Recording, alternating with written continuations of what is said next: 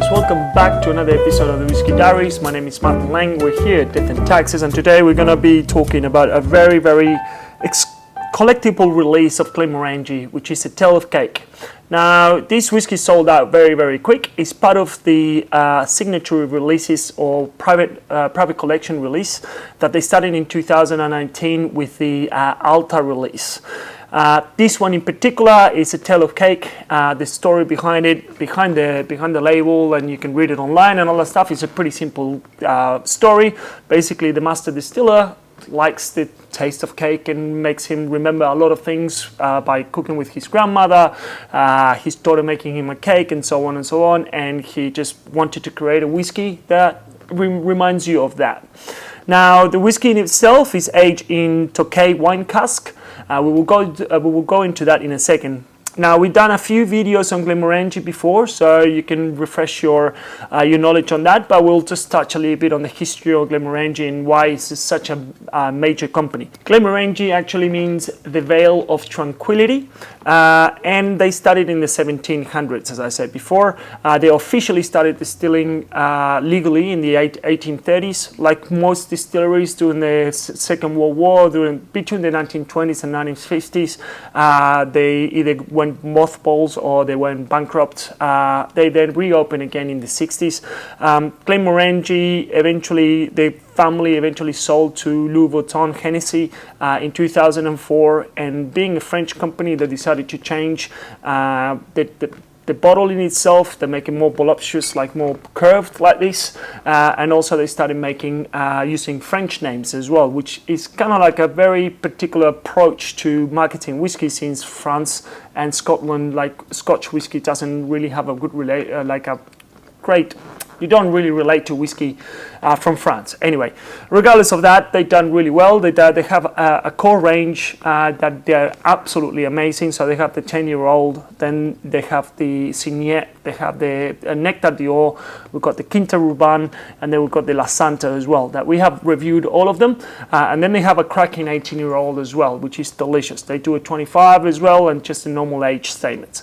Now, as I said before, the Tale of the Cake is the second edition from the private reserves, and it's a no age statement whiskey, like most of the core range. So the Nectar d'Or doesn't have an age statement either.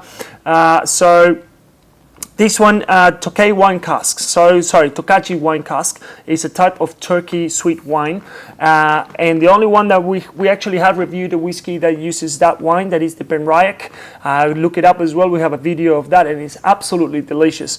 And the reason why not many people uses those casks is because it's a really sweet type of wine, so it has a lot of sweet notes to the whiskey.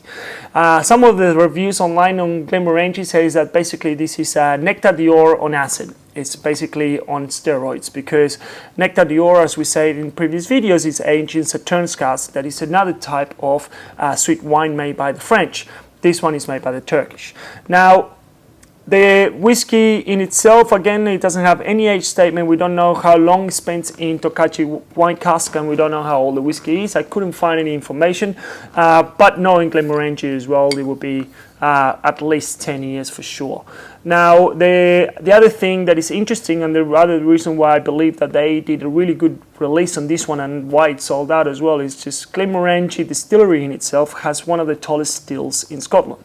As a matter of fact, and they're very thin stills as well. So they produce a very light spirit. So, and a very citrusy spirit. So what this does is just balance the sweetness from the casks into the whiskey as well, producing a very well balanced whiskey. I actually haven't tried this one before yet, so this is my first time here. But what you can read on tasting notes and everything is that you can get all the cake flavors from white chocolate, orange rinds, citrusy, and yeah. The first maturation, this is a double maturation. The first maturation is American oak.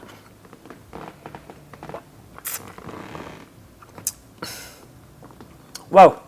Yeah, that's actually not as sweet as I was expecting, and actually has quite a bit of a kick at 46% ABV, compared to, for instance, the Nectar d'Or that is actually really smooth. This actually came a little bit stronger on the back palate.